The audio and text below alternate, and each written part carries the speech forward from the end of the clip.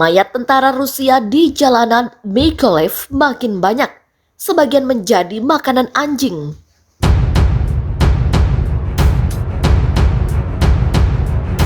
Militer Ukraina menargetkan setiap satu kematian warga sipil harus ditukar dengan 10 nyawa tentara Rusia. Militer Ukraina juga meminta maaf jika pada akhirnya mayat tentara Rusia menjadi makanan anjing karena terlalu banyak untuk dikuburkan.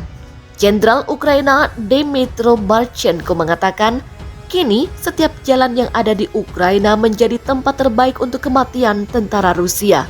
Dmytro Marchenko mengaku tidak enak hati menyebut mayat tentara Rusia menjadi makanan anjing, namun kenyataan di lapangan tidak bisa dibantah. Jenderal Dmytro Marchenko kini memimpin garnison di Mykolaiv, di mana anak buahnya mampu mengusir pasukan Rusia.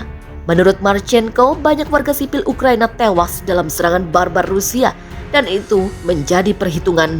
Walau menargetkan serangan balik yang mematikan, Marchenko tetap membuka peluang bagi tentara Rusia yang akan menyerah.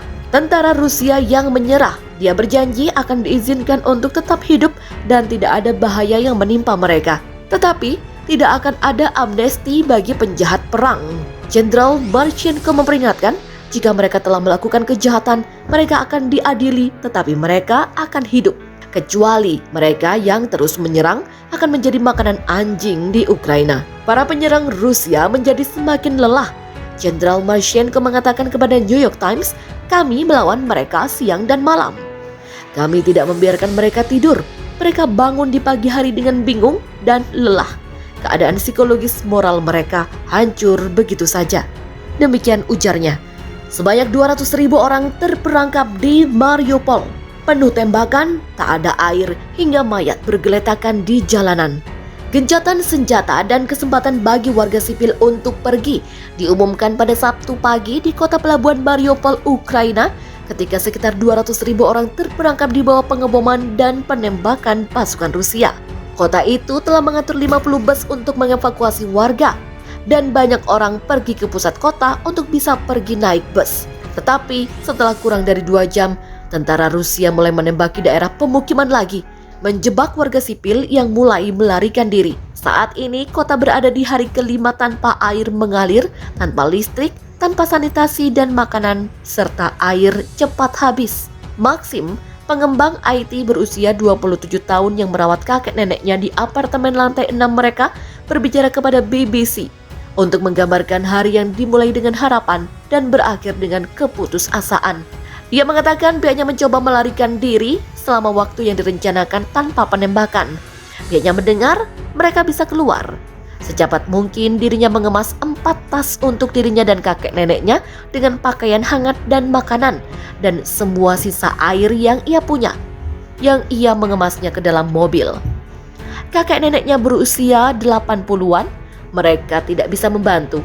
Ia membawa semuanya menuruni 6 anak tangga ke mobilnya, karena tidak ada lift untuk sekarang. Tepat ketika dirinya siap mengemudi, penembakan dimulai lagi. Dia mendengar ledakan di dekatnya. Dia membawa semuanya kembali ke atas secepat mungkin ke apartemen. Dari sana, ia bisa melihat asap mengepul dari kota dan asap membumbung dari jalan raya ke Zaporizhia, tempat orang-orang seharusnya melarikan diri. Jadi, ia masih di apartemen kakek neneknya dan pengeboman serta pengeboman terus berlanjut sepanjang hari.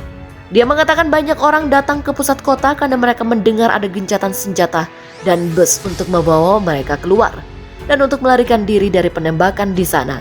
Kemudian mereka tidak bisa kembali ke tempat perlindungan mereka ketika itu dimulai lagi. Pihaknya mengaku telah mencoba memberi ruang bagi perempuan dan anak-anak untuk tidur di lantai. Pihaknya tidak memiliki kasur tambahan, tetapi pihaknya telah meletakkan beberapa karpet dan pakaian cadangan di lantai untuk tempat mereka berbaring. Ia mengaku ia sudah kehabisan air kemasan. Ia juga kehabisan air yang biasa ia isi di bak mandi sebelum keran padam. Gas adalah satu-satunya yang masih berfungsi. Ia dapat menggunakannya untuk merebus air mandi untuk diminum